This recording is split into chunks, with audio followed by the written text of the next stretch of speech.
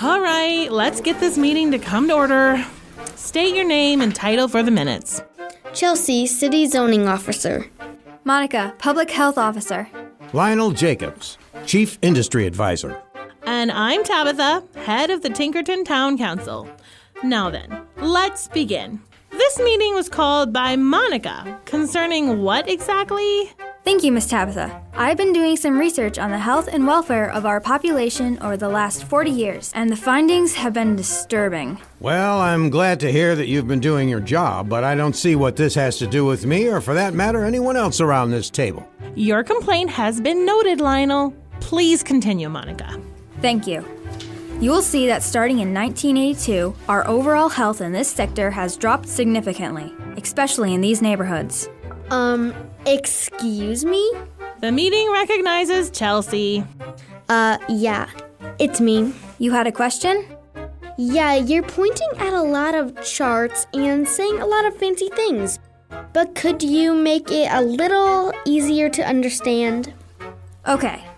I've been looking at our city, and I've noticed that a lot of people are getting sick. More sick than they used to.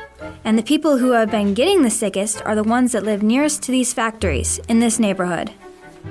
Oh, that makes sense. So why are they getting sick? I can only assume it's because of the pollution in the air, the water, and the land.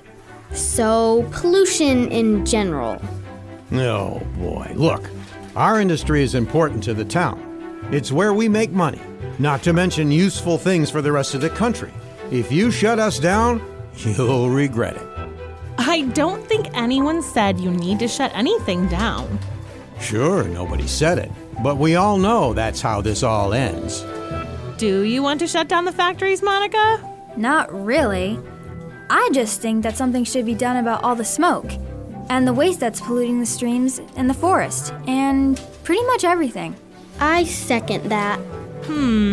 Well, let's adjourn and reconvene in half an hour. What? She means we'll take a break and meet up in 30 minutes. Oh, why are we taking a break? I don't know. To think of how to fix the problems and come up with plans? Or listen to Paws and Tails? Or that, I guess. So what do you think, Miss Tabitha? It looks great, Monica. I can see you've really been working hard on this. Yeah. What is it? It's a display for the science fair at school, Chelsea. I thought kids just made model volcanoes and airplanes for science fairs. Those are common, but the real idea behind a science fair project is that kids study something and then show what they've learned. Well, no offense, Monica, but this looks like a lot of garbage taped to a piece of cardboard. That's because I did my project on pollution, mostly littering. I spent a whole month picking up garbage along the road I live on and writing down my findings. Okay, but why? Duh, my science project? Okay, but what does this have to do with science? Actually, that's what science is, Chelsea. Anytime someone writes down things they notice about the world around them, that's what's called data. And data is what we use to discover new things scientifically. Yeah, by keeping track of how much garbage there is over a month, I can look for patterns and look for ways to fix the litter problem. Litter problem? Yeah, you know, garbage going everywhere, making things ugly, dirty, and dangerous. That sounds pretty dramatic. So what did you find? Something very interesting. You see here, right after I cleaned up, it took a while for people to start throwing garbage here again. So cleaning up stops people from littering? I'm not sure, but it's an interesting pattern. Almost as if when there is garbage, people think it's okay to litter, and when there isn't, they tend not to. That's what I was wondering. That's why I bring it up in my paper. Oh, would you mind if I read it? Sure. Okay, well, while you two read about garbage, I'm actually going to have fun and listen to the radio. So what do you think, Miss Tabitha? Is it a good paper?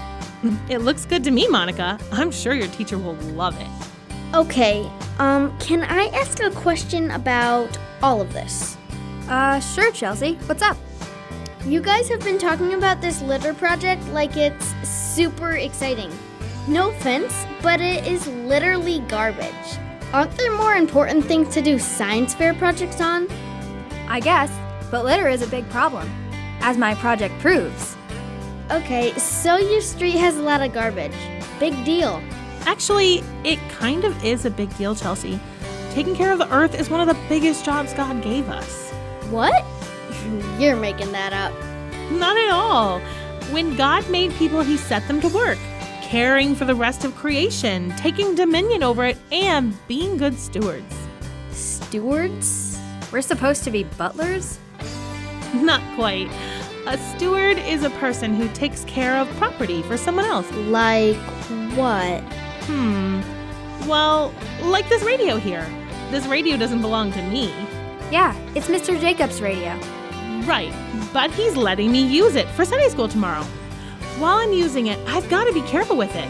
But without it, my class wouldn't quite be as exciting. If I use the radio and return it in good shape, then I have shown that I've been a good steward of Mr. Jacob's radio, and he'll probably let me use it again. So what does this have to do with garbage? Just like this radio doesn't belong to me, this world doesn't really belong to us.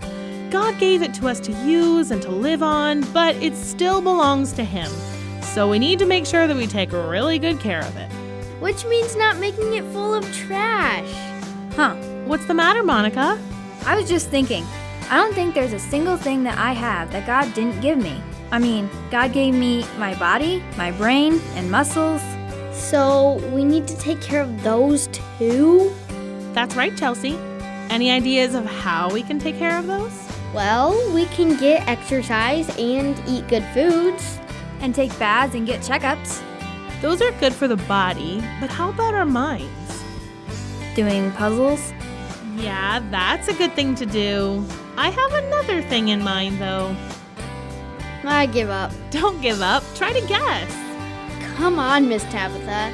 You know we aren't gonna get it. You might as well just save the time. You know what?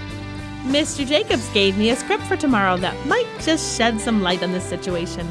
Let me go get it. And we'll listen to the radio while we wait. And now, from the garage of Lionel Jacobs comes the brilliant drama, The Cat and the Cheese, an adapted biblical passage about wisdom. Once upon a time, in a faraway land, there lived a cat. I'm not just any cat. I'm the royal guard to the cat's kingdom cupboards. Oh yes, did we mention this faraway land was ruled by cats? Sorry if you're allergic. Not much we can do about that. This particular cat's job was to guard the royal kitchen's storehouses, specifically the cheese cabinet. Did you say cheese? I did indeed. I love cheese, and I am, after all, a mouse. And you know, if the shoe fits, wear it. And so the mouse approached the royal cheese cabinet. Halt! You may not pass. And who are you? I am the royal guard cat of the cabinet of cheese, and I have strict orders to defend it from anyone who isn't a cat. Are you saying I'm not a cat? Come on, obviously you're a mouse. Really? Of all the nerve, do cats have tails? Yeah? Do cats have silky fur? Sure, Do cats have whiskers? I guess. How about teeth? You got those too, right? I mean, yeah. Well, I do too. That means I am a cat. And you can let me pass. But you're a mouse. How can that be? We just agreed that I'm a cat. The guard was very confused. It was true that the creature before her had fur and whiskers and teeth and a tail just like her. Was she crazy? It seemed so wrong, but the logic was undeniable. Okay, you promise you're a cat? Without reservation. Well, come on in then. Wonderful. What happened next? I'm sure you can guess. The mouse ate all the cheese she could find. And soon she was inviting her friends and family to join her in the feast. Come on in. The pepper jacket's great. Soon there wasn't a scrap of cheese to be found. The guard cat was stunned. I don't understand. How could this have happened? I only let cats in. What a chump. The moral is, Our hearts and minds are great gifts from God, and He tells us to be careful with the kinds of things we let in. We need to use wisdom to tell the good from the bad, because if we don't, we can end up looking like someone who can't tell a cat from a mouse.